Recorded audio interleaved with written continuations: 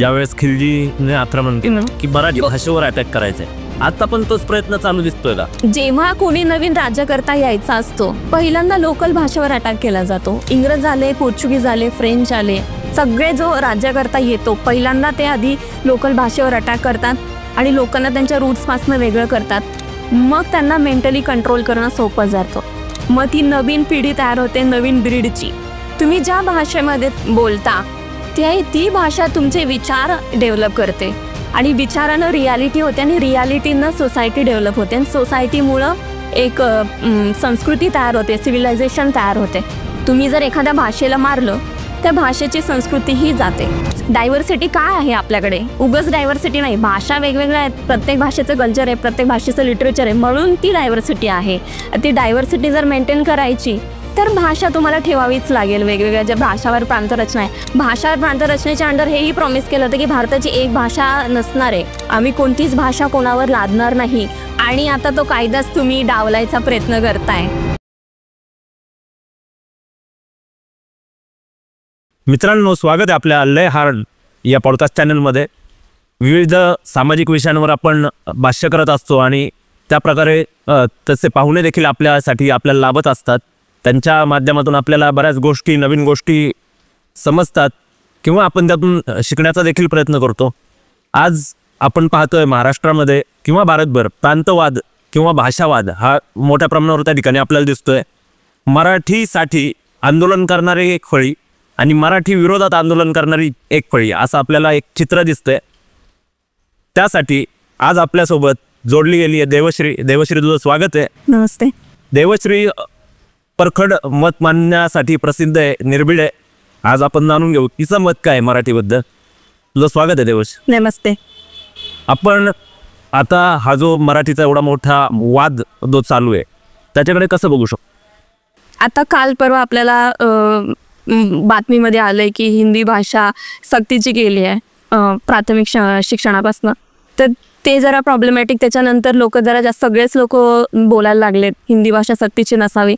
पण आपल्याला हिंदी भाषा सक्तीची पहिल्यापासून केली जाते आहे की कुठे तुम्ही मार्केटमध्ये गेलात हिंदी बोला, आम्हाला मराठी कळत नाही, अशा गोष्टी बऱ्याच व्हायच्या. आणि माझं पर्सनली असं आहे की मी हिंदी भाषेचं कधी शिक्षण घेतलेलं नाही आहे. माझं शिक्षण हे मराठी माध्यमाची असल्यामुळे मराठीपासून झालं. राज्यभाषा सेम इंग्लिश होतं माझं, ते इंग्लिशमधनं झालं आहे. आणि तिसरी भाषा माझी संस्कृत होती. पहिल्यांदा मी हिंदी लोकांशी इंटरॅक्शन केलं ते इंजिनिअरिंगमध्ये.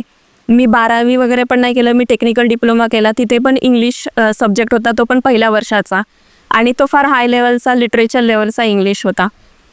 जेव्हा मला पहिल्यांदा हिंदी बोलायची वेळ आली इंजिनिअरिंगला, आणि हिंदी तर येत नाही, रूममेट्स म्हणजे हॉस्टेलला मित्रमैत्रिणी वगैरे, तर हिंदी बोलताना आपलं चुकीचं हिंदी जातं, तर त्यातनं मला बुलिंगवर एक्सपिरियन्स करायला लागली. तर कॉलेज लेवलला आपण इग्नोर करतो, पण जेव्हा तुम्ही बाहेर पैसे कमवायला जाता, नोकरी वगैरे करायला, तिथे जेव्हा त्रास होतो तेव्हा तुम्ही शिकायला लागता की का असो. जर हिंदी म्हणजे बोललं जायचं की हिंदी राष्ट्रभाषा आहे, तर मला प्रश्न पडायचा हिंदी राष्ट्रभाषा आहे तर मला शिकवली का नाही. मग त्याचा अभ्यास करत करत मला कळलं की हे चुकीचं आहे. हिंदी राष्ट्रभाषाच नाही आहे, भारताला राष्ट्रभाषा ही नाहीच आहे. महाराष्ट्राची भाषा ऑफिशियल लँग्वेज लिगली ही मराठी आहे. आणि कायद्यानुसार माझं जे शिक्षण झालं ते करेक्ट झालेलं आहे. जस्ट मी फ्रेशर होते तर मी चॅलेंज करायचे की इथे सगळे हिंदी बोलत आहेत, मला हिंदी येत नाही, मला एक्सप्रेस करता येत नाही, लोकांचं म्हणजे मिसअंडरस्टँडिंग होतं आहे, आणि समोरची व्यक्ती ही समजून घेत नाही की हिची भाषा हिंदी नाही आहे. आणि मी जे चुकीचं बोलते त्यावर ते रिॲक्शन घेऊन मग बऱ्याच गोष्टी घडत होत्या ज्या मला धोकादायक होत्या माझ्या करिअरसाठी, माझ्यासाठी. त्यातनं मग मी शिकत गेले. मग हळूहळू कळलं की हा जो चुकीचा ग्रह आहे सगळ्या समाजामध्ये की हिंदी ही राष्ट्रभाषा आणि हिंदी सगळ्यांना यायलाच हवी, आणि हिंदी आल्याशिवाय तुम्ही जिथे म्हणजे आता माझं IT क्षेत्र आहे, IT मध्ये तर इंग्लिशचा प्रायमरी लँग्वेज आहे, तिथे हिंदीचा संबंधच नाही. हिंदी आल्याशिवाय तुम्हाला कुठे जाताच येत नाही. हे ज्या गोष्टी होत होत्या त्या चुकीच्या आहेत. मग ते मी पुढे करत गेले आणि अभ्यास करत गेले. अभ्यास करत गेल्यावर कळलं की काय चुकीच्या धारणा माझ्या होत्या किंवा समाजामध्ये आजूबाजूच्या. मग त्याच्याबद्दल मी लिहित गेले, बोलत गेले. आणि मग माझ्यासारखे खूप होते ज्यांना हिंदी भाषा येत नाही. मग त्या लोकांना पण जरा कॉन्फिडन्स आला की आपण हिंदी बोलणं सक्तीचं नाही आहे, आपल्याला हिंदी येत नाही ह्यात चुकीचं काही नाही आहे किंवा शरमनाक असं काही नाही आहे. मला खूप लोकांनी बोललं हिंदी, उत्तरेच्या लोकांनी, की शेम ऑन यू की तुला हिंदी येत नाही. तर मला आधी वाटायचं की यार लाज वाटायची की हिंदी येत नाही मला, इंग्लिश येते पण इथं कोणी इंग्लिश बोलत नाही, मराठी उत्तम येते पण इथं मराठी कोणी बोलत नाही. हळूहळू मग ते मी प्रोग्रेस करत गेले माझी स्टडी, आणि मग कळलं की IT इंडस्ट्रीची भाषा इंग्लिश आहे, महाराष्ट्राची भाषा मराठी आहे, आणि मी हिंदू असल्यानं माझी भाषा संस्कृत आहे. जर मला धर्माबद्दल काही वाचायचं आहे, स्पिरिच्युअल डेव्हलपमेंट करायची, तर माझं जे उत्तम झालं शिक्षण ते उत्तम पद्धतीनं झालं हे कळलं मला. असं आपण बऱ्याचदा इतिहासातून शिकण्याचा प्रयत्न करत आहोत. इतिहास आपल्याला शिकवत पण असतो. हो. आणि इतिहास जर आपला चांगला नसेल तर भवितव्य घडवण्यात आपण कुठेतरी कमी पडू शकतो. मराठी आणि इतिहास हा कसा जोडी? भयंकर. मराठी भाषेचा इतिहास इतका समृद्ध आणि इतका अवाक करणारा आहे, बऱ्याच मराठी लोकांना माहीत नाही. म्हणजे छत्रपती शिवाजी महाराज सगळ्यांना माहिती आहे, पण महाराजांच्या आधीचा जो मराठी भाषेचा जो इतिहास आहे तो इतका समृद्ध आहे. म्हणजे सातवाहन जो आहे राजा गौतमीपुत्र सातकर्णी, म्हणजे तो आपण जर स्त्रीवाद वगैरे पाहिलं तर तिथे म्हणजे मी जेव्हा वाचत गेले, भाषेबद्दल अभ्यास करत गेले की एक कॉन्फिडन्स घेण्यासाठी तुम्ही इतिहासाचा पण अभ्यास करता की आपण कुठून आलो हे समजून घ्यायला, तर सातवाहनापासून सुरुवात आहे. सातवाहन, राष्ट्रकूट, चालुक्य राजा, देवगिरीचे यादव जे छत्रपतींच्या आधी होते, तर त्यांची जितकी समृद्ध म्हणजे इतका समृद्ध इतिहास आहे, त्याच्यामध्ये इतके श्रीमंत होते मराठी राजे. राज्यभाषा राजांमध्ये होती. सातवाहनाची राजभाषा मराठी होती, देवगिरी यादवांची राजभाषा मराठी होती. सिंहना म्हणून राजा आहे, सिंहना दुसरा, जो देवगिरी मध्ये झाला, देवगिरी डायनेस्टीमध्ये झाला, त्याच्या काळामध्ये देवगिरी यादव खूप श्रीमंत होते. म्हणजे हे कुठे आपलं देवगिरी आता सध्या छत्रपती संभाजीनगर आहे, तिथं दौलताबादला आता जो किल्ला आहे तो भयंकर श्रीमंत होता. त्याचं राज्य आपल्या पुण्यापर्यंत पण होतं. त्याच्या राज्यामध्ये ज्ञानेश्वर महाराज होऊन गेले, तर त्यानं श्रीमंत केलं मराठी साम्राज्याला, त्यानं समृद्ध केलं कला क्षेत्रामध्ये, लिटरेचर क्षेत्रामध्ये. त्याच्या काळामध्ये आपण जे हेमाडपंथी म्हणतो तो त्याचा आर्किटेक्ट पण होता, म्हणजे त्याच्या नावानीत आपण ते मंदिरांचे जे इन्फ्रास्ट्रक्चरला हेमाडपंथी म्हणतो, तो आर्किटेक्ट होता. तो खूप समृद्ध होतं. आणि त्याच्यानंतर मग पुढे परकीय आक्रमण तर होतच होतं सर्वत्र, आणि देवगिरी यादवांनी ते ढालासारखं सांभाळून ठेवलं होतं महाराष्ट्र, आणि त्याच्यामुळे खाली साऊथ इंडिया पण सेफ होता.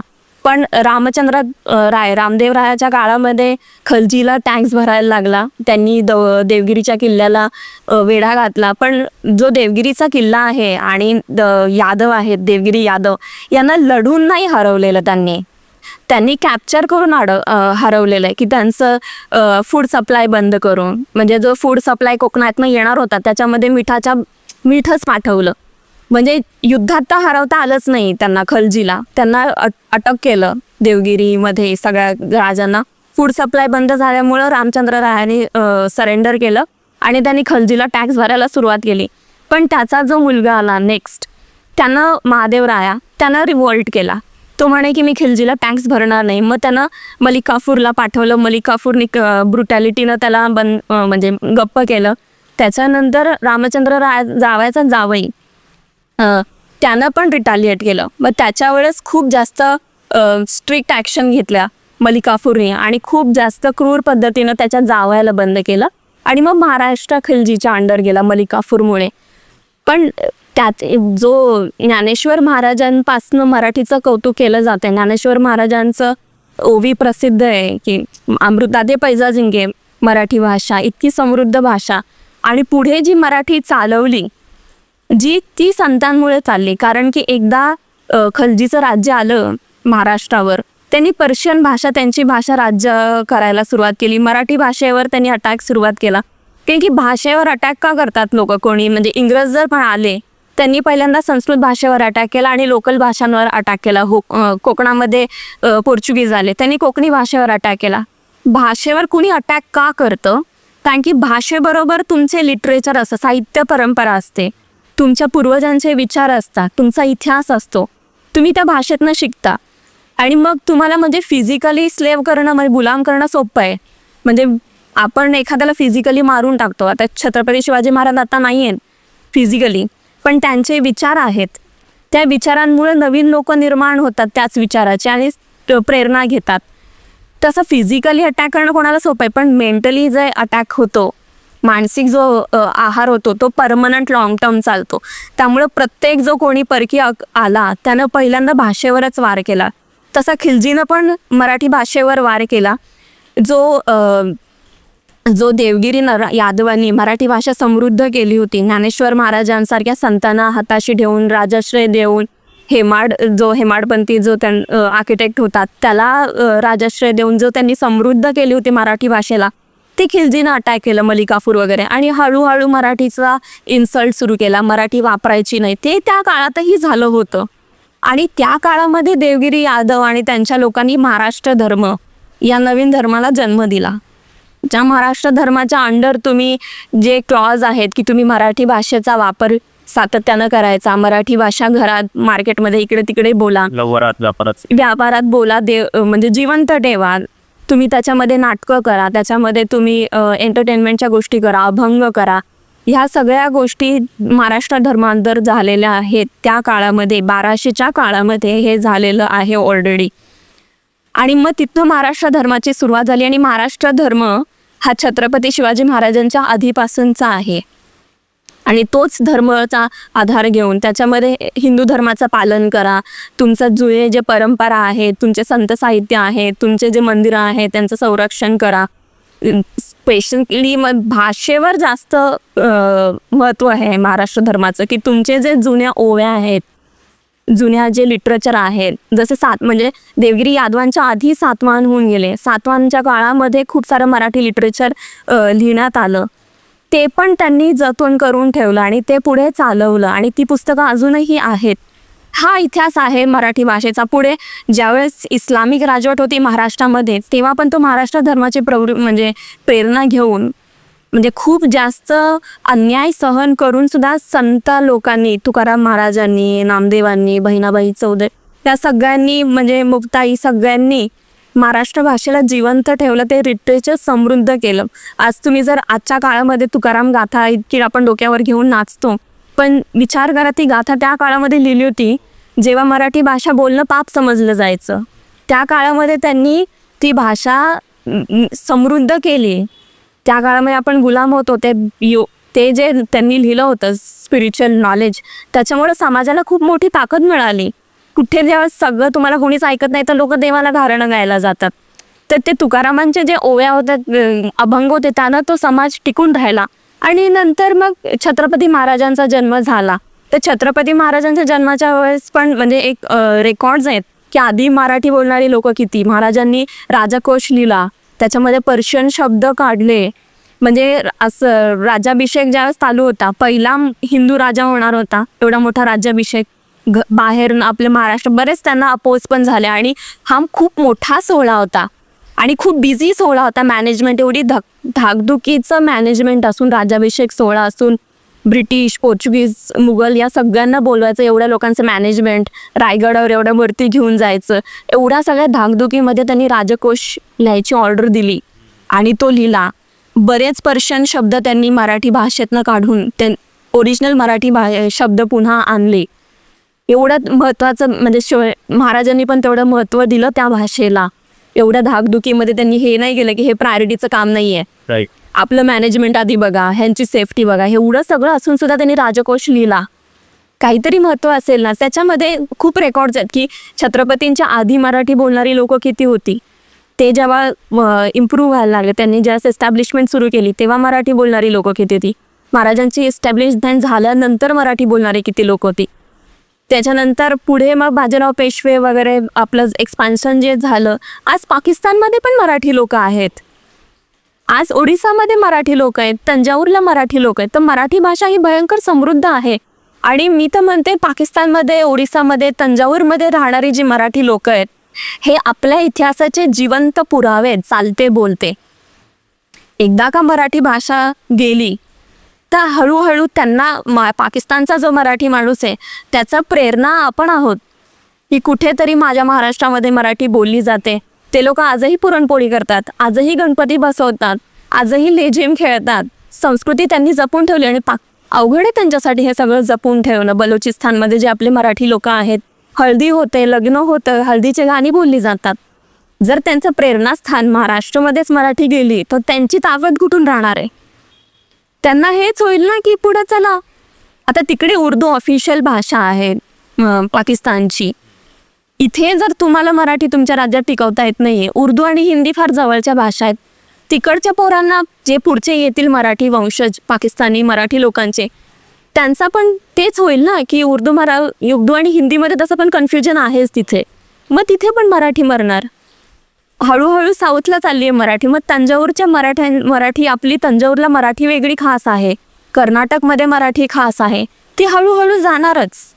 मग तो हा समृद्ध इतिहास जर आपल्याला ठेवायचा आहे तर भाषा ठेवणं फार गरजेचं आहे.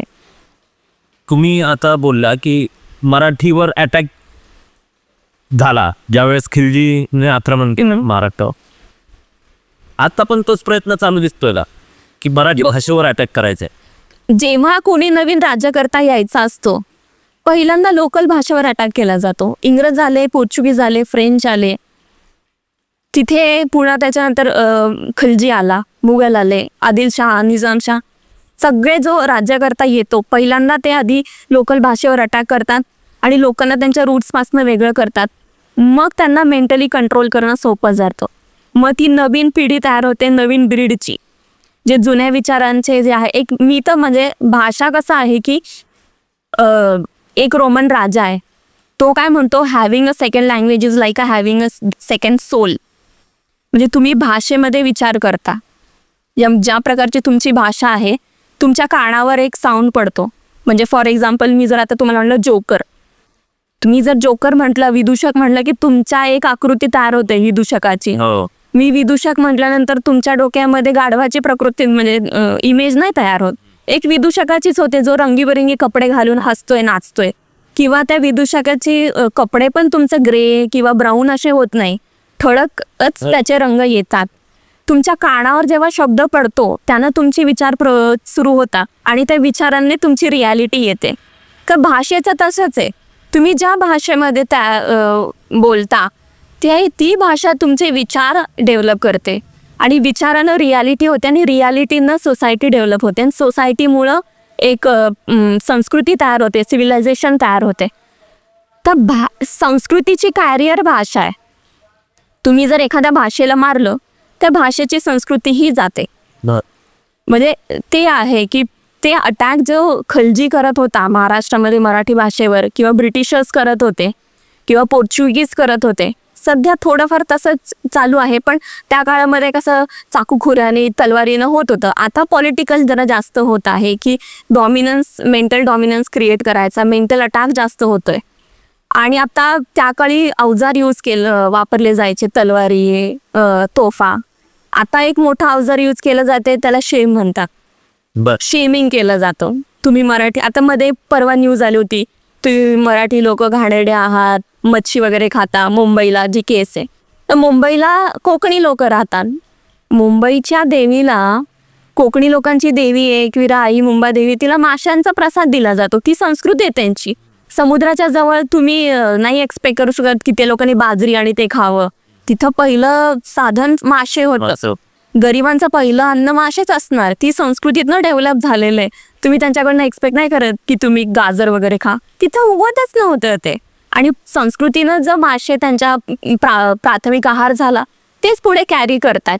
हा जो विचार समोरच्याला कळत नाहीये आणि कळत असून सुद्धा तो बोलतोय, याचा अर्थ तो शेम केलं जातंय की तुम्ही मराठी लोक असे, मराठी लोकांना बिझनेस येत नाही, मराठी लोक मच्छी मटण खातात. मराठी लोक सगळेच मच्छी मटण खातात महाराष्ट्रात, म्हणजे अख्ख्या देशभरात, फक्त मराठी लोक नाही. किंवा आता थोडंफार छत्रपतींना ऍक्सेप्ट केलं जातंय किंवा रिस्पेक्ट दिला जातो. एक काळ असा होता छत्रपतींच्या नावाने पण शेम केलं जायचं. किंवा आपले जे जुने राजे आहेत, जे मी म्हटलं देवगिरी यादवांची जी समृद्ध इतिहास आहे तो आपल्याला शिकवला जात नाही. किंवा राष्ट्रकूटाचा समृद्ध इतिहास आहे, चालुक्याचा आहे, सातवाहनांचा आहे, तो समृद्ध इतिहास आपल्याला मराठी राज्यकर्त्यांचा आपल्याला शिकवला जात नाही. तो प्रॉब्लेम आहे. आपण आपल्या रूट्समधनं कट झालो. मग हळूहळू सगळ्यांना जी नवीन पिढी येते, ज्यांना शिकलं त्यांना ती इन्फॉर्मेशनच मिळत नाहीये. किंवा तुकारामांच्या ओव्या, तुकारामांच्या अभंग, ज्ञानेश्वरांच्या ओव्या, पसायदान आपल्या शाळेमध्ये इझिली व्हायचं. आता कोणत्या शाळेमध्ये पसायदान होतंय प्रार्थनेला? हार्डली. मुलं कनेक्टच नाही. मग त्यांना ते हळूहळू असं वाटतं ना की हिंदीच भाषा समृद्ध आहे, मराठी भाषेमध्ये काही नॉलेजच नाहीये, मराठी भाषेमध्ये इन्फॉर्मेशन आहे. जसं आता जेव्हा इंग्रज आले त्यांनी संस्कृत भाषेवर हल्ला केला. संस्कृत भाषा तर मी संस्कृत शिकली आहे, मला मराठी इतकी संस्कृत येत नाही, पण तुम्हाला जेवढी संस्कृत येते त्याच्यापेक्षा उत्तम संस्कृत मलाही येते. तर फर्स्ट हँड संस्कृत मला कळू शकते, मला एका एक्सपर्टची मदत न घेता. तर संस्कृत भाषेमध्ये इतकं भयंकर म्हणजे उच्च कोटीचं ज्ञान आहे. आपण फक्त ती भाषा सोडल्यानं मागासलेले झालो आणि तेच पुन्हा ज्ञान पुन्हा आता आपण रिवाईव्ह करतोय, पुन्हा आणायचा प्रयत्न करतोय. काही पण कोणतंही बोला, की नाट्यशास्त्र म्हणा, न्यायशास्त्र म्हणा, स्त्रीवाद म्हणा, किंवा प्रॉपर्टी राईट्स, आता जे मुलींना रिसेंटली प्रॉपर्टी राईट्स दिलेले आहेत, हे ज्या नवीन गोष्टी म्हणतोय आपण, ह्या नवीन गोष्टी नाही आहेत, ह्या जुन्या काळात झालेल्या गोष्टी आहेत. स्त्री शिक्षण इंग्रजांच्या काळात सुरू झालं. गार्गी मैत्री पहिल्यापासून होत्या, सीता शिकलेली होती, द्रौपदी शिकलेली होती. ते मध्ये कुठे बंद झालं स्त्री शिक्षण? एक कुठेतरी नवीन भाषेचा, नवीन भाषा, नवीन कल्चर घेऊन आली आणि त्यांनी सांगितलं की बायकांना शिक्षण देता कामा नये. आता हे जे इंग्रज होते ते मिडल एशियातले होते, मेसोपोटेमिया वगैरे. तर मेसोपोटेमियामध्ये एक शिलालेख सापडलाय, कोड ऑफ एक राजा आहे तिथला, हे त्याचे एक प्रॉपर सगळ्यात प्रिझर्व केलेला कोड आहे, त्याच्यामध्ये सगळे लॉज आहेत. त्या लॉजमध्ये बायकांबद्दल फार चुकीचं लिहिलेलं आहे, की बायकांना शिक्षणाचा अधिकार नाही, बायकांना फ्रीली फिरायचा अधिकार नाही, बायकांनी उलटं बोलायचं नाही. तिनं उलटं बोललं की तिला काय शिक्षा, जीवघेणी शिक्षा. म्हणजे बाईकडनं चुकून मिसकॅरेज झालं तर तिला काय जीवघेणी शिक्षा, पण नवऱ्याने बायकोचं मिसकॅरेज केलं तर ते अलाउड आहे. ते हे सगळं त्या कोडमध्ये आहे. त्या जो शिलालेख सापडला त्याच्यामध्ये क्लिअरली लिहिलंय. तर तिकडनं जे नॉलेज म्हणजे पेट्राकी सुरू झाली, तर इंग्रज ते इकडे घेऊन आले. कारण की इंग्रज म्हणजे बऱ्याच लोकांना आता मराठी भाषेवर अटॅक केला, नॉर्थला मराठी भाषा येत नाही, तर बऱ्याच लोकांना हे नाही माहिती की मुघल आणि इंग्रज यांच्यामध्ये मराठ्यांचं राज्य होतं आणि मराठ्यांमध्ये बायका खूप जास्त पॉवरफुल होतं. मराठा साम्राज्याची सुरुवातच जिजामातांनी झाली. तारा राणी होती, उमाबाई दाभाडे होते गुजरातच्या सरसेनापती. त्याच्यानंतर आपले जे शिंदे आहेत, ग्वाल्हेरला शिंदे होते, ते बायजाबाई शिंदे त्या इतक्या भारी होत्या, त्यांच्या नवऱ्याने ब्रिटिशांना सरेंडर केलं तर तिनं नवऱ्याला सोडून दिलं. आजच्या काळामध्ये पण एवढं हा स्टँड मॉरॅलिटीसाठी नवऱ्याला कुणी सोडत देत नाही. म्हणजे भांडणं होतात, फिजिकल अब्यूज. आणि ती लाडकी राणी होती, नवऱ्याचं भयंकर प्रेम होतं, तिचं नवऱ्यावर भयंकर प्रेम होतं, पण मॉरॅलिटीसाठी ती सेपरेट झाली आणि वडिलांना आणि भावाला घेऊन ती इंग्रजांच्या विरुद्ध चालून गेली. आणि तिनं इंग्रजांना फायनान्शियली पण अब्यूज केलं. तिला क्वीन ऑफ बँक म्हणतात, वॉरियर क्वीन ऑफ बँक. तिनं इंग्रजांना फायनान्शियली गळचेपी गेली तिनं. पण त्या राणीनं म्हणजे एवढी त्या काळात पण एवढी पॉवरफुल राणी होती, तिनं नवऱ्याला सोडून दिलं. जोपर्यंत नवऱ्याने तिचे टर्म्स अँड कंडिशन ऍक्सेप्ट नाही केलं तोपर्यंत तिनं ऍक्सेप्ट नाही केलं नवऱ्याला. आणि काय होतं की इंग्रजांना सरेंडर नाही करायचं, ही टर्म्स अँड कंडिशन होती की त्यांना योग्य वातावरण नाही निर्माण करायचं आपल्या राज्यामध्ये. ते हे जे आहे, ही जी संस्कृती आहे, आता ही संस्कृती, हा जो इतिहास आहे, हा झाकला गेला का? तर मराठी भाषेला त्यांनी इंग्रजांनी बंद केलं, त्याच्यावर बॅन आणला नॉर्थ साईडला स्पेशली. आपल्या महाराष्ट्रामध्ये टिकून राहिली कारण की आपले नेते जहाल होते आणि जहालत्व पण आपल्या स्वभावामुळे आलं, आपल्या भाषेमुळे. कारण की तुकाराम महाराजांनी भाषा नाठाळाच्या माठी हानुकाठी, संत येतो आपला. संतामध्ये काय आपल्याला वाटतं की हा फार शांत असेल, पण आपले संतच उग्र पण होते की तो ऐकत नाही तर काय डोक्यात मारा. जो हा जहालत्व आहे हे मातीतनं येतं, भाषेतनं येतं. तुकाराम महाराजांनी जर तो अभंग लिहिला नसता तर ती मेंटॅलिटी पुढे पासच नसती झाली. बरोबर.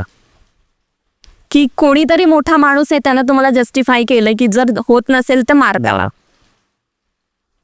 असं आहे ते सगळं. आता भाषा आणि त्यातून संस्कृती तयार होते. नॉर्थला मॅक्झिमम हिंदी बोलली जाते आणि मायग्रेशन तिकडूनच जास्त आहे नॉर्थमधून. तर हे महाराष्ट्राची जी मराठी भाषा आहे किंवा मराठी संस्कृती, आता महाराष्ट्रामध्ये 2 मोठी शहर आहेत, खूप मोठी शहर, फायनान्शियली स्टेबल आहेत, मोठी आहेत, मुंबई असेल पुणे असेल. तर या ठिकाणी जे मायग्रंट आहेत ते खूप जास्त प्रमाणात आहे आणि आपण इथे पाहतोय आता की मराठी बोलायला ते नाही म्हणतात. हो. आम्ही कामासाठी आलोय, आम्ही आमचं काम करतोय, पण मराठी भाषा जपणं आजच्या आपल्या सर्वांनी किती गरजेचं आहे आणि कसं? मराठी भाषा या आजच्या जीवनामध्ये जतन करणं का गरजेचं आहे, तर त्याचे बरेच पॉइंटर्स आहेत. आपण आधी डिस्कस केलं की भाषा इज म्हणजे language is a carrier of culture.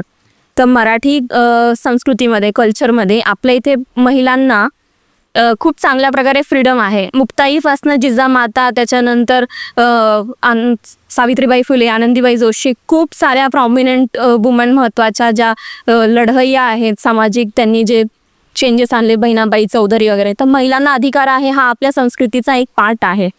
दुसरा आहे की आपल्या महाराष्ट्रामध्ये डॉक्टर बाबासाहेब आंबेडकरांसारखा नेता होऊन गेला. त्यांनी एक नवीन संस्कृती एस्टॅब्लिश केली, जे कास्टिझमचं जो चुकीच्या पद्धती होत्या ते त्यांनी डिमॉलिश केलं. मी हे नाही म्हणत की कास्टिझम कम्प्लिटली गेलं आहे समाजातनं, पण ॲटलिस्ट ते बोलताना लाजतात लोक, त्याला शेमफुल करून टाकलं आहे कास्टिझम करणं या गोष्टीला. किंवा मी हे नाही म्हणत की सगळ्या महिला महाराष्ट्रातल्या किंवा सगळ्या फॅमिलीजमध्ये, मराठी फॅमिलीजमध्ये महिलांना खूप चांगल्या पद्धतीनं वागवलं जातं, पण महिलांना चुकीच्या पद्धतीनं वागवणं हे शेमफुल केलं जातं आहे. किंवा बऱ्याच फॅमिलीज आहेत जिथे पुरुष विचारवंत आहे, जे किंवा जो लीडर आहे घराचा, जो विचारवंत आहे, ज्याला काहीतरी बदल घडवून आणायचा आहे, तर तो महिलांना त्यांच्या प्रमोट करतो किंवा कास्टिझम नाही ॲक्सेप्ट करत. हे ते महत्त्वाचे कल्चर आहेत. या कल्चरमुळं आपला महाराष्ट्र जो आहे, समाज आहे, तो समृद्ध होतो. हे आपण डिस्कस केलं प्रिव्हियस. आणि सेकंड असं जे की हा वाद सुरुवात कुठनं होतो, ह्याचा मूळ काय, हे आपण मागे जाऊन जरा पाहायला पाहिजे. 15 ऑगस्ट 1947ला आपल्याला भारताला स्वतंत्र मिळालं. ब्रिटिश जेव्हा भारताला सोडून गेले, त्यांच्या देशामध्ये ऑलरेडी म्हणजे त्यांचा देश ऑलरेडी उतरणीला लागला होता. वर्ल्ड वॉर 2 झालं होतं. त्यांचे बरेच पुरुष त्या वर्ल्ड वॉर 2 मध्ये सॅक्रिफाईस झाले, मरण पावले, आणि त्यांचा देश लिटरली बायका चालवत होत्या. त्यांना त्यांच्या देशावर फोकस करणं गरजेचं होतं, त्यामुळे ते एक एक कॉलनी सोडत होते. आणि सोडताना त्यांनी काय फार चांगल्या पद्धतीनं किंवा मॅनेज करून सोडलेलं नाही. आम्ही सोडतो, तुम्ही तुमचं आता बघा. तर भारत ज्यावेळेस त्यांनी सोडला, त्याच्यामध्ये 2 टाईपच्या एंटिटीज होत्या. एक तर ब्रिटिश प्रॉव्हिन्सेस होते, जिथे ब्रिटिशांचं डायरेक्ट राज्य होतं, आणि दुसरे प्रिन्सली स्टेट्स होते. प्रिन्सली स्टेट्समध्ये जिथे भारताचे जे लोकल राज्य होते ते तिथे राज्य करत होते आणि ब्रिटिशांना रिपोर्ट करत होते की त्यांना टॅक्स पे करायचं, त्यांची पेन्शन घ्यायची. हे ज्यावेळेस ब्रिटिश सोडून गेले तेव्हाच याच पद्धतीनं सोडून गेले की हे ब्रिटिश प्रॉव्हिन्सेस आहेत आणि हे प्रिन्सली स्टेट्स आहेत. प्रिन्सली स्टेट्सकडे त्यांना इंडिपेंडन्स सोडलं होतं. त्यांच्याकडे डिसिजन मेकिंगची पॉवर होती. एक तर तुम्ही ह्या भारताच्या बाकीचा जो कॉन्टिनेंट आहे त्याला तुम्ही शामिल म्हणजे त्याच्यामध्ये जा, त्याच्यामध्ये तुम्ही पार्ट व्हा, त्या भारताचा पार्ट व्हा, नाही तर तुम्ही इंडिपेंडंट राहा आणि तुम्ही तुमचं स्वतःचं राज्य चालवा. तर त्याच्यामध्ये जो निजाम होता, हैदराबाद संस्थान जे होतं, हैदराबादच्या संस्थांनी ओपनली अपोज केलं होतं. सरदार पटेल हे या ऑपरेशनला होते की युनायटेड इंडियन भारत बनवायचा, डॉमिनॉन ऑफ भारत याची स्थापना करायची, हे सरदार पटेलांचं काम होतं. तर तिथे 2 ओपनली अपोज होते. एक तर पोर्चुगीज होते, ज्याच्यावर ऑपरेशन करून त्यांनी केलं, कारण की पोर्चुगीज ओपनली चुकीच्या गोष्टी करत होते, सोडत नव्हते त्यांची म्हणजे गोवा. तर त्यांच्यावर डायरेक्ट ॲक्शन घेऊन पोर्चुगीजच्या अगेन्स्ट त्यांनी अटॅक केला. दुसरी होती की निजाम होता, त्याच्यावर पण त्यांनी, निजाम स्वतः काही करत नव्हता, पण निजामांची जे लोक होते रजाकार, ते ओपनली खूप चुकीच्या गोष्टी करत होते भारताच्या लोकांबद्दल, स्पेशली मराठी लोकांबद्दल, जी हैदराबादची जी बॉर्डर होती. त्यामुळे त्यांच्यावर अटॅक केलं आणि हैदराबाद मुक्तीसंग्राम झाला. हैदराबाद भारताचा पार्ट झाला. पण प्रिन्सली स्टेट अजून आले नव्हते भारतामध्ये, आणि प्रिन्सली स्टेट ओपनली असं म्हणजे काहीच करत नव्हते भारताच्या विरुद्ध की त्यांच्यावर डायरेक्ट मिलिटरी ॲक्शन घ्यावी. सरदार पटेलांनी त्यांच्यामध्ये डिस्कशनच चालू होते, त्यांच्यामध्ये कायदे कानून चालत होते, अरेंजमेंट काय एस्टॅब्लिश करायची. प्रिन्सली स्टेटचा जो संस्थानं होती सगळी, त्यांचा एकच कॉमन प्रॉब्लेम होता की आम्ही जर तुमच्या भारताचा पार्ट झालो, ही हिस्ट्री बऱ्याच लोकांना हा इतिहास माहीत नाही आहे की भाषावर प्रांतरचना का झाली. हे जे राज्य होते मुंबईचं, जे आपलं कोल्हापूर संस्थान होतं, मद्रास संस्थान होतं, हे जे आहेत मद्रास संस्थान जे आहेत, तमिळ लोकांना टार्गेट केलं जातं या प्रॉब्लेममध्ये. हा प्रॉब्लेम फक्त महाराष्ट्राचा नाही आहे, हा प्रॉब्लेम सगळ्या ज्या स्टेट्स आहेत जे हिंदी नाही आहेत, नॉन हिंदी स्टेट्समध्ये हा प्रॉब्लेम आहे. हे सगळे संस्थान स्वतंत्र होते आणि या सगळ्या संस्थानांचा एकच जेन्युन प्रॉब्लेम होता की आम्ही जर तुमच्या भारतामध्ये सामील झालो तर आमची भाषा, आमची संस्कृती, आमचे इतिहास आणि आमचं साहित्य हे प्रॉब्लेम म्हणजे यांच्यावर अटॅक केला जाईल किंवा हे होणार नाही. कारण की त्यावेळेस त्यांनी ठरवलं होतं की भारताची ही राज्यभाषा हिंदी राहील. हिंदी राष्ट्रभाषा झाली तर कोणी तमिळ शिकणार नाही, मराठी शिकणार नाही, मल्याळम शिकणार नाही, मग त्यांचं साहित्य कल्चर सगळं जाईल. हा एकच त्यांचा जेन्युन प्रॉब्लेम होता आणि सरदार पटेलांना तो पॉईंट रेटणं फार अवघड जात होतं आणि त्याच्यामध्ये खूप क्लॅश होत होते ते सरदार पटेल आणि प्रिन्सली स्टेट्समध्ये. त्याच्यामध्ये डॉक्टर आंबेडकरांनी एक उत्तम पर्याय सुचवला, त्याला म्हणतो आपण रिऑर्गनायझेशन ऑफ स्टेट. 1956 57चा तो कायदा डॉक्टर आंबेडकरांनी आणला. त्याच्यामध्ये भाषावर प्रांतरचना झाली. भाषावर प्रांतरचना आणि हा जो कायदा आणला आंबेडकरांनी हे पीसफुल सोल्युशन आणलं आणि फक्त हा कायदा झाला म्हणून प्रिन्सली स्टेट्सनी ॲक्सेप्ट केलं की आम्ही स्वतंत्र राहत नाही आणि जो भारताचा पार्ट आहे मेजरली जो आताचा नॉर्थ इंडिया आपण म्हणतो तो ब्रिटिश प्रॉव्हियन्स होता. मेजर अखंड ब्रिटिश प्रॉव्हियन्स होता. त्यांनी ते ॲक्सेप्ट केलं की आम्ही ब्रिटिश प्रॉव्हियन्स किंवा एक युनायटेड इंडियाचा आम्ही पार्ट होतो बेस्ड ऑन दिस भाषावार प्रांतरचना या कायद्यानुसार. मग त्याच्यानुसार तुमची भाषा संस्कृती सगळं सेफ झालं. पण आता काय होतंय, जो भाषावर प्रांतरचना आहे जो कायदा 1957-56चा त्याच्यावरच अटॅक केला जातं. आपण भारतीय आहोत. आपल्या भारताचं पहिलं मोठे युनिटी न डायव्हर्सिटी. डायव्हर्सिटी काय आहे आपल्याकडे? उगाच डायव्हर्सिटी नाही, भाषा वेगवेगळ्या आहेत, प्रत्येक भाषेचं कल्चर आहे, प्रत्येक भाषेचं लिटरेचर आहे, म्हणून ती डायव्हर्सिटी आहे. ती डायव्हर्सिटी जर मेंटेन करायची तर भाषा तुम्हाला ठेवावीच लागेल. वेगवेगळ्या ज्या भाषावर प्रांतरचना आहे आणि आता कुठेतरी ह्या जे लोक आहेत स्पेशली जे लीडर्स आहेत, जे लिटरेचरवाले आहेत, त्यांचं पण भवितव्य धोक्यामध्ये येतं. आर्टिस्ट लोक आहेत आणि हा धोका कुठेतरी असं वाटतं की कुठेतरी धोका झाला आमच्याबरोबर. आम्हाला भाषावर प्रांतरचना हा कायदा करून घेतलं आणि आता तो कायदाच तुम्ही डावलायचा प्रयत्न करताय. आम्हाला तुम्ही प्रॉमिस केलं की भारताची कोणतीच एक राष्ट्रभाषा होणार नाही. त्यावेळेस भाषा प्रांतरचनेच्या अंडर हेही प्रॉमिस केलं होतं की भारताची एक भाषा नसणार आहे, आम्ही कोणतीच भाषा कोणावर लादणार नाही. आणि आता तोच जो प्रॉमिस आहे 1957-56ला जो केला होता सरदार पटेलांनी नॉन हिंदी लोकांना, त्याच्यावरच ते आता उलटे फिरायला लागलेत. मग तुम्ही जर आपण सगळे भारतीय म्हणून एक कायदा फॉलो करतो, इंडियन कॉन्स्टिट्यूशन, भारतीय संविधान, तर सगळ्यांनी त्या संविधानानुसार वागावं म्हणजे वाद होत नाही, सगळे एका पानावर राहतात, सगळ्यांचं नीट राहतं. पण त्या भारतीय संविधानाच्या तुम्ही उलटं वागायला जाताय तो ऑब्व्हियसली ज्याच्या जो रिसिव्हिंग एंडला आहे त्याला शॉकरच होणार ना. भाषावर प्रांतरचनानुसार आपला महाराष्ट्र संयुक्त महाराष्ट्र झाला मराठी लोकांसाठी, महाराष्ट्राची राज्यभाषा मराठी झाली त्या कायद्यानुसार आणि प्रत्येक राज्यांनी भांडण केलंय. आंध्र प्रदेश जो झाला तेलुगू लोकांचा, त्यांचे पण एक प्रॉमिनंट लीडर होते, त्यांनी आमरण उपोषण केलं आणि त्याच्यामध्ये त्या प्रॉमिनंट लीडरचा मृत्यू पावले. ते इतके प्रॉमिनंट महत्वाचे लीडर. त्याच्यानंतर मग हैदराबाद आणि आंध्र प्रदेशमध्ये खूप व्हायलंट प्रोटेस्ट झाले की आमचा एवढा चांगला नाही तर तुम्ही मरू दिला, पण तुम्ही आमच्या भाषेकडे लक्ष देत नाही. मग त्याच्यानंतर प्रत्येक स्टेट जे आहेत नॉन हिंदी स्टेट त्यांनी सगळ्यांनी खूप स्ट्रगल केलंय. मराठी लोकांनी पण खूप स्ट्रगल केला. हुतात्मा स्मारक आहेत आपल्याकडे. अण्णाभाऊ साठेंचं एवढं छान गाणं आहे माझी मैना गावाकडे राहिली. मग ते लिटरली असं गाणं आहे की तुम्ही नवरा बाईक म्हणजे असं म्हणतात की, आणि हे लोक म्हणजे बरेच लोकांना आम्ही महाराष्ट्राला मोठं केलं असं नाहीये. महाराष्ट्र 1960 पासूनच मोठा होता.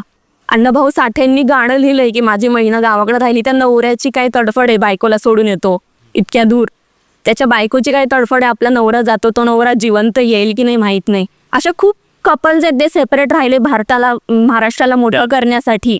त्यांचा तो त्याग आहे. किती शेतकऱ्यांनी त्यांच्या शेतजमिनी दिल्या IT पार्क होण्यासाठी, मेकॅनिकल इंडस्ट्रीचं रिव्होल्युशन होण्यासाठी. हे बाकीच्या स्टेट्सनी नाही केलं. जे जर शेतकऱ्यांनी जागाच दिल्या नसता तर महाराष्ट्र झालाच नसता. मग हे सगळ्यांचं सॅक्रिफाईस आणि त्याग लक्षात घेता आपण मराठी भाषा ठेवणं फार गरजेचं. आणि पुढचा पॉईंट जर प्रॅक्टिकल, ते म्हणतात की प्रॅक्टिकल नाही आहे मराठी भाषा करणं, हे प्रॅक्टिकल नाही असं नाहीच आहे. एक तर मराठी लोकांनी महाराष्ट्र मोठा केला, इथे येऊन महाराष्ट्र जर सगळ्यांना पोचतोय तर तुम्ही मराठी शिका ना. म्हणजे मी जर आता फॉर एक्झाम्पल एखादी मुलगी सासरी जाते तर तुम्ही सासरच्या कस्टम फॉलो करता ना, ती माहेरच्या गोष्टी नाही आणू शकत की आमच्याकडे माहेरला असंच करतात. मराठी शिकली पाहिजे. हा, तर तुम्ही सासरी तुम्ही जर UP बिहार सोडून राजस्थान सोडून सासरी येत आहेत महाराष्ट्राला, कर्मभूमी जुन्या काळी पद्धत होती. म्हणजे आता हे नवीन नवीन सुरू झाले. जुन्या काळी साऊथ इंडियन यायचे महाराष्ट्रामध्ये, UP बिहारची लोक पण यायची, पण त्यावेळेस कर्मभूमी आणि मातृभूमी या दोन वेगळ्या कन्सेप्ट होत्या. कर्मभूमीचा पण तेवढाच मान होता, कदाचित कर्मभूमीला मातृभूमीपेक्षा जास्त मान होता, आणि कर्मभूमीचे रूल्स अँड रेग्युलेशन पाळले जायचे. आपल्या संविधानामध्ये पण आपल्या ड्युटीज आहेत, प्रत्येक सिव्हिल म्हणजे सिटीजनच्या, एका नागरिकाच्या काय ड्युटीज आहेत, त्याच्यामध्ये एक ड्युटी आहे की तुम्हाला कायद्याने परमिशन म्हणजे अनुमती आहे दुसऱ्या स्टेटमध्ये जाऊन काम करा, पण त्याच्याबरोबर तुमचं एक ड्युटी पण आहे, तुमचं एक कर्तव्य पण आहे देशाप्रती की जिथं जाल तिथं त्या लोकांना तुम्ही डिस्टर्ब करू नका.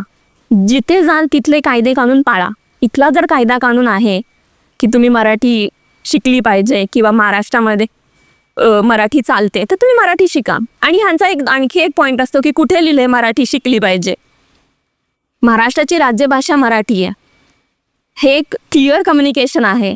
त्याचाच अर्थ आहे की तुम्ही मराठी शिकली पाहिजे, आणि मराठी नाही शिकली तर ते इल्लीगल होतं. म्हणजे आता आपला नियम आहे, ट्रॅफिकचा नियम आहे की हेल्मेट घालणं सक्तीचं आहे, म्हणजेच हेल्मेट न घालणं इल्लीगल आहे, आणि हेल्मेट नाही घातलं की तुम्हाला दंड बसतो. तुम्ही विचारतो का आपण पोलिसला विचारतो का कुठं लिहिलंय की हेल्मेट न घालणं क्राईम आहे म्हणून, कुठे लिहिलंय हेल्मेट न घालणं गुन्हा आहे? तसंच आहे ना, तुम्हाला स्पेशली सांगायची का गरज आहे की मराठी शिकलीच पाहिजे? कुठे का लिहावं कोणी संविधानामध्ये?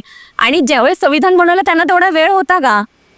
बरोबर, त्यांनी क्लिअर कम्युनिकेशन दिलं की भाषावर प्रांतरचना झाली आहे आणि महाराष्ट्र राज्याची भाषा मराठी आहे, तमिळनाडूची भाषा तमिळ आहे, कर्नाटकची भाषा कन्नड आहे, आंध्र प्रदेशची तेलंगणाची भाषा तेलुगू आहे. तो फॉलो करा ना. आणि आता मी कर्नाटकमध्ये बऱ्याच वेळा जाते, मी तमिळनाडूमध्ये माझं करिअर सुरुवात केलेलं आहे. तिथे तुम्हाला सगळी तमिळ बोलायची गरज नाही आहे. ऑफिसमध्ये तुम्हाला इंग्लिशच बोलावी लागते. मी IT मध्ये आहे. आणि दुसरा एक पॉईंट आहे की भाषा का सांभाळायची आपण मराठी. जे ऑटोवाले जे ग्राउंड लेवलला काम करतात, रिक्षावाले, बेसिकली आता सध्या खूप कर्नाटकमध्ये इश्यू चालू आहेत. कन्नड रिक्षावाल्यांना अटॅक केला जातो की आम्हाला कन्नड बोलायला लावतात, मराठी रिक्षावाल्यांतर एवढं काही करत नाही. तमिळनाडूमध्ये पण मी रिक्षा ऑटो घ्यायचे तर ते तमिळ बोलायला लावायचे. पण तुम्ही हे समजून घ्या ना, तो जर माणूस त्याच्यामध्ये तेवढी बौद्धिक कपॅसिटी असते मल्टिपल म्हणजे बहुभाषिक व्हायची आणि त्याला गरज असती तर तो रिक्षावाला नसता ना. बरोबर. त्यानं कोणीतरी ऑफिसर झाला असता, तो पुढे गेला असता. तो रिक्षावाला का आहे? त्याची परिस्थिती नाहीये, आर्थिक परिस्थिती म्हणा किंवा बौद्धिक परिस्थिती म्हणा. तुम्ही फार हुशार आहात ना, तुम्ही IT मध्ये हुशार आहात, तुमची बौद्धिक चालना तेवढी आहे, तुम्ही IT मध्ये काम करताय, तुमची बौद्धिक चालना तेवढी आहे, तुम्ही गव्हर्नमेंटमध्ये काम करताय, तर तुम्ही शिका ना 4-5 वाक्य. मी तमिळनाडूमध्ये फक्त 10 वाक्य शिकले तमिळमध्ये, आणि तुम्ही खूप उत्तम प्रकारे सर्व्हाइव्ह करू शकता. मी मार्केटमध्ये जाऊन तमिळमध्ये निगोशिएट करायचे, एवलो अन्ना, कमी पन्ना, जास्ती अन्ना. त्यांना कळायचं आहे माझ्या प्रोनाऊन्सिएशनने की मी तमिळ नाही आहे, पण मी एक हंबल प्रयत्न करते, तर मला ते 5-10 रुपये डिस्काउंट द्यायचे. महाराष्ट्रामध्ये जर तुम्ही एखाद्या भाजीवालीला, एखादी गरीब भाजीवाली आहे, एखादी आजी आहे भाजीवाली, तिला तुम्ही हिंदीमध्ये बोलताय आणि तिला कळत नाही आहे, मला कळत नाही 50 आणि 55 काय असते, तिला हिशोब कसा करणार? बरोबर. तुम्हाला 10-15 वाक्य शिकायला एवढं काही गरजच नाही. आता एखादा IT वाला आहे, त्याला रिक्षाची किंवा दुसऱ्या इंडस्ट्री, मेकॅनिकल इंडस्ट्रीमध्ये का, आता तर सगळ्या इंडस्ट्रीमध्ये इंग्लिश बोलली जाते. बरेच येतात जे मायग्रंट, ते इंजिनियर आहेत, त्यांना इंग्लिश बोलावी लागते. इंग्लिश तर येते वर्कप्लेसला, ठीक आहे. जर डेली कम्युनिकेशनसाठी तुम्हाला मराठीचे 10 वाक्य शिकायला पण नको होतंय, किती तुम्ही, मग हा हेट आहे. आम्ही हिंदी शिकणार नाही महाराष्ट्रामध्ये, हा हेट नाही आहे की आम्ही बाहेर नाही गेलो कुठे, आम्ही आमच्या राज्याच्या त्या काळी, आता 90च्या काळामध्ये जो कायदा होता त्या कायद्यानुसार माझं शिक्षण झालं. मग मी काय हेट करते का हिंदीला? नाही, मी कायद्याचं पालन केले. कायद्याचं उल्लंघन तुम्ही करताय. जो उल्लंघन करतो तो हेटर असतो, जो पालन करतो तो हेटर नसतो. मग ह्यासाठी मराठी भाषा जर, कारण की मराठी भाषा जर तुम्ही सांभाळली नाही तर आपल्या मराठी समाजातली खालची फळी आहे, लेबर क्लास, त्यांच्यासाठी प्रॉब्लेम होणार. मग मराठी समाजामध्ये गरीब लोकांची संख्या वाढणार.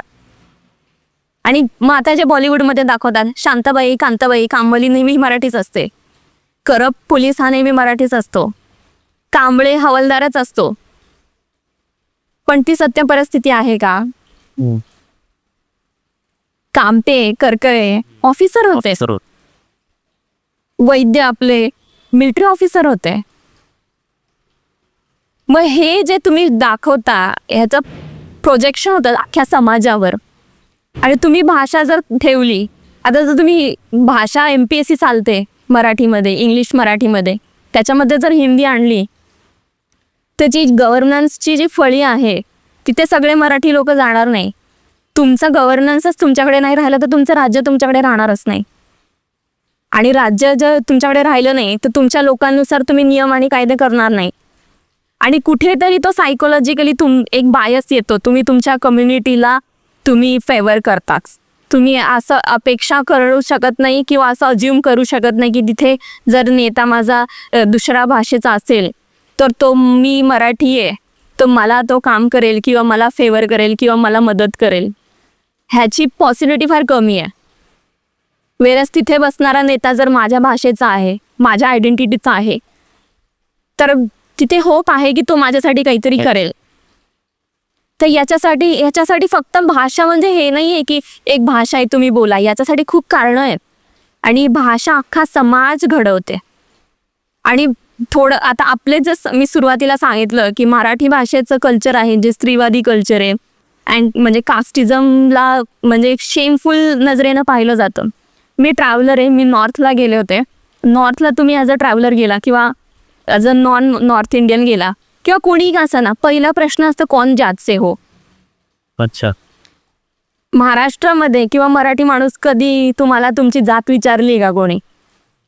चहा पाणी देताना किंवा तुम्ही म्हणजे टेम्पररी तुम्ही हॉटेल सुरू केलंय किंवा लंगर सुरू केलाय, तुम्ही जात विचारणं महाराष्ट्रात फार ऑफेन्सिव्ह आहे. भले तुम्ही कोणत्याही समाजाचे असो, तिथे फार कॉमन प्रश्न आहे. तुमचं नाव विचारण्याआधी तुमची जात विचारली जाते. आणि मी उज्जैनला गेले होते MP ला, तर मी उज्जैनवरनं ओंकारेश्वरला गेले होते. तर आम्ही हे घेतली होती पब्लिक ट्रान्सपोर्टेशननी मी जाते, खर्च कमी किंवा एक समाज पण पाहायला भेटतो. पहिला सगळ्यात आत्तापर्यंत त्या ट्रिपमध्ये कोणीच मला पहिला प्रश्न माझं नाव काय विचारलं नाही, तुझी जात काय विचारलं. आणि मग मी एक्सपेरिमेंट केला. आम्ही उज्जैनमध्ये एका होमस्टेला राहिलो. तिथे मी सांगितली मी अमुक अमुक खालच्या जातीची आहे, तर मला त्यांनी घर द्यायला नाही म्हटलं. मग माझी मैत्रीण म्हणे की नाही ती खोटं बोलतीये, तू कशाला इथे सोशल एक्सपेरिमेंट्स करते, आपल्याला राहणं महत्वाचं आहे, आम्ही दोघीच होतो मुली. मग ती म्हणे नाही मी या अमुक अमुक जातीची आहे, आम्ही सो कॉल्ड खालच्या जातीचे नाही, आम्ही सो कॉल्ड वरच्या जातीचे. मग तिनं घर दिलं. मग मी त्या बाईला म्हटलं की आम्हाला भूक लागली, आता सगळं हॉटेल वगैरे बंद आहेत, आमच्यासाठी कुक करा.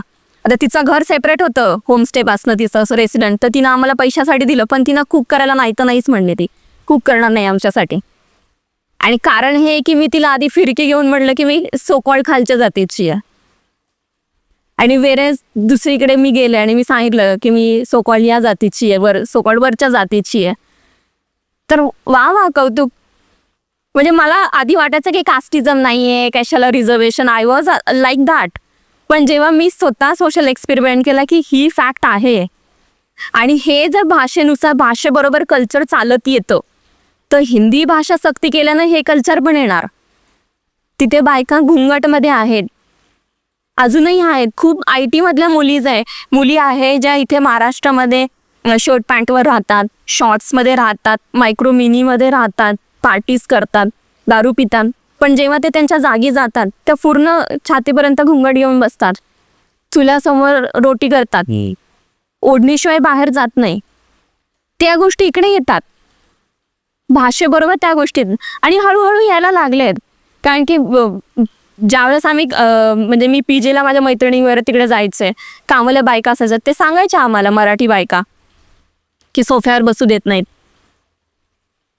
त्यांच्या घरी गेलं की सोफ्यावर बसू देत नाही, पुरुष बसला असेल तर बायकांनी बसायचं नाही. आपल्या इकडे असं नाही तर कामाला बायका अनावधानाने करून जातात की त्यांचा घरमालक बसलाय, ती पण बसली सोफ्यावर पाणी पित, तर ती मालकीनींना ओरडलं म्हणे की मालक बैठे तर तू काय बसले म्हणून. तर ह्या गोष्टी येतात. आणि कसं आहे की चांगल्या गोष्टींची सवय लावायला समाजाला एक पर्सनल लेवललाच फार त्रास होतो. तुम्हाला सकाळी 7 वाजता उठायचं, 5 वाजता उठायचं, तुम्हाला फार मेहनत घ्यावी लागते. पण जी चुकीची गोष्ट आहे 10-15ला उठा, 11ला वगैरे उठा, ते इझिली होतं. तसं समाज लेवलला खूप अवघड आहे समाज सुधारणं. कास्टिझम हा चुकीचा जो प्रॉब्लेम आहे तो फार इझिली महाराष्ट्र समाजात येणार. स्त्रियांवर अन्याय करायचा हा जो प्रॉब्लेम आहे तो, किंवा सक्ती करायचा कपड्यांचा, तो इझिली येणार भाषेसोबत. भारतीय नारी म्हणलं जातं. भारतीय नारीचं ह्यांचं डेफिनेशन काही घुंगटमध्ये सगळं झाकलेली असं. हे भारतीय नारी नाही आहे. गप्प बसते, शालीन असते. भारतीय नारी काय आहे, ती पार्वतीपासून दुर्गा होऊ शकते आणि दुर्गेतनं काली चंडी पण होते. ती भारतीय नारी. भारतीय नारी म्हणजे पार्वतीचं फक्त म्हणजे एक सोज्वल रूप असं नाही आहे. तर हे जे कल्चरल डिफरन्स, कल्चर मेंटेन करायला, तुमचे जॉब सिक्युअर करायला, आणि कुठे कोणत्याही तुम्ही क्षेत्रात जा, एका सर्टन लेवलपर्यंतच तुम्हाला टेक्निकल स्किल सेट लागतं, नंतर तुम्हाला कम्युनिकेशन लागतं. आणि भाषा तुमचे थॉट सॉर्ट करते. तुमच्या भाषा जर नसेल, तुमची भाषा, तुमचे थॉट सॉर्ट नसतात, थॉट नसेल तर कम्युनिकेट करता येत नाही, कम्युनिकेट करता येत नाही तर तुम्हाला इन्फ्लुएन्स करता येत नाही, इन्फ्लुएन्स करता नाही आलं तर तुम्हाला मॅनेज करता येत नाही, तुम्हाला लिडरशिप जमत नाही. मग हे फक्त प्रॅक्टिकल सोल्युशन जे मराठी लोक बरेच आहेत की हे प्रॅक्टिकल नाही आहे मराठी, हे नाही.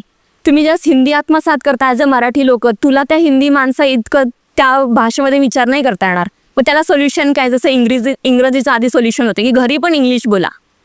मग ते तसंच होणार आहे आता पुढे, घरी पण हिंदी बोला म्हणजे पोरांना हिंदी बोलता येईल, मग मराठी भाषा जाणारच.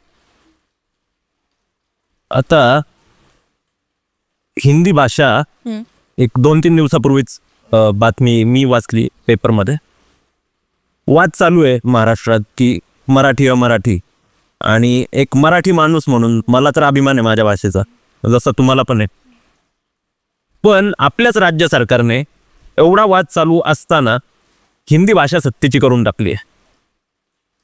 त्यांनी आपल्यासारख्या सामान्य मराठी माणसांच्या आयुष्यात काय फरक पडू शकतो?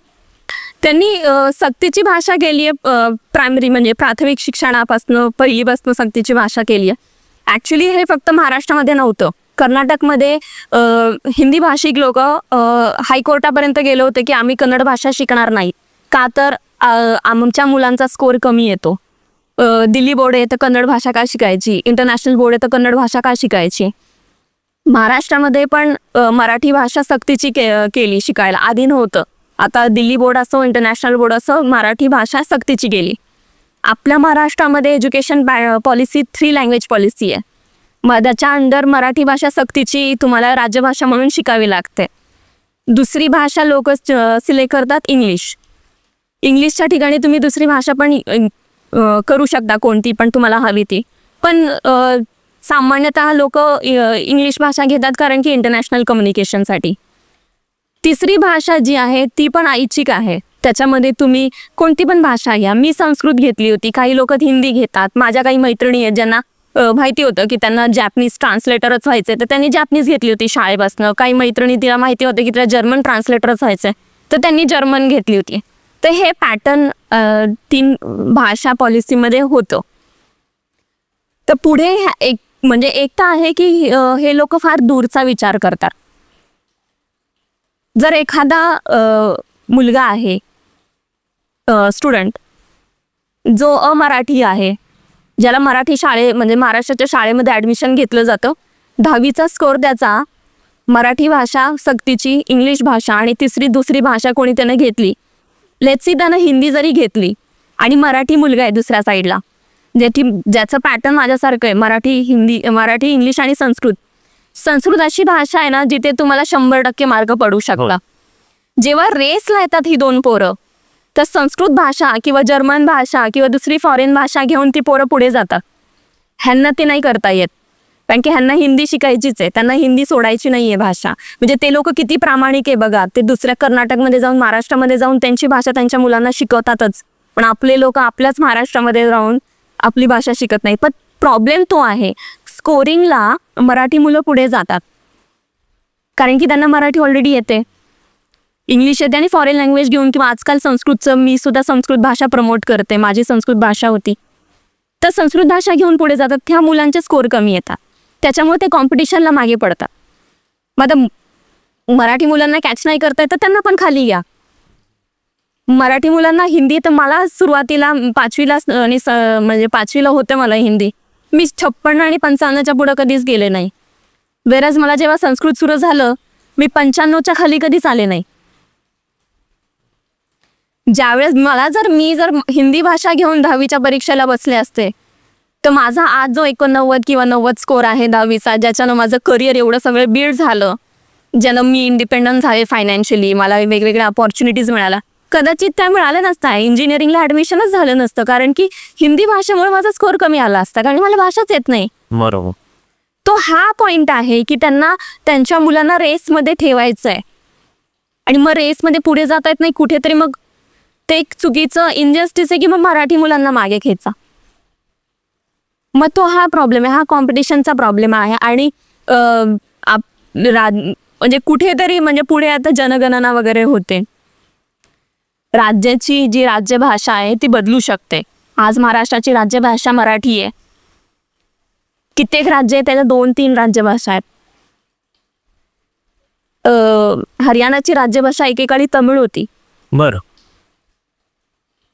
पंजाब हरियाणा त्या रिजनची एकेकाळी राज्यभाषा तमिळ होती, ती काढून आता त्यांनी त्यांची भाषा ठेवली आहे. राज्यभाषा ही परमनंट नाही आहे. हा असा कायदा नाही आहे की महाराष्ट्राचं 2000 पुढे आणखी 50-60 वर्षानं फक्त मराठीच राज्यभाषा राहील, हे नाही आहे. राज्यभाषा ठरते हे भाषावार प्रांतरचना कशामुळे, तुमचे सेन्सस तुमच्या लोकसंख्येवर झाली, या रिजनमध्ये मराठी भाषिक जास्त आहे म्हणून महाराष्ट्राची भाषा मराठी, या रिजनमध्ये तमिळ भाषिक जास्त आहे म्हणून हा तमिळनाडू आणि त्याची भाषा तमिळ, ही भाषा प्रांतरचना आहे. महाराष्ट्रामध्ये हिंदी भाषेचं प्रमाण वाढले तर महाराष्ट्राची सेकंड ऑफिशियल लँग्वेज हिंदी होणार. सेकंड ऑफिशियल लँग्वेज हिंदी झाली, MPSCला हिंदी भाषा येणार, MPSCला कॉम्पिटिशन वाढणार. हे फार दूरचा विचार केलेला आहे त्या लोकांनी जेव्हा सक्ती करताना. तर देवश्री आज आली, खूप चांगल्या प्रकारे आपल्याला या ठिकाणी मराठीबद्दल माहिती दिली, मराठी भाषेबद्दल माहिती दिली. आपण नक्कीच सर्वांनी मराठी जपणं तितकंच गरजेचं आहे आणि मराठी भाषेचा मान हा राखलाच गेला पाहिजे. मराठी भाषा व्यवहारात आणि रोजच्या वागण्या बोलण्यात वापरली गेली पाहिजे, अशी मी तुम्हा सर्वांना आपल्या लय हार्ड चॅनलच्या वतीनं विनंती करतो. धन्यवाद.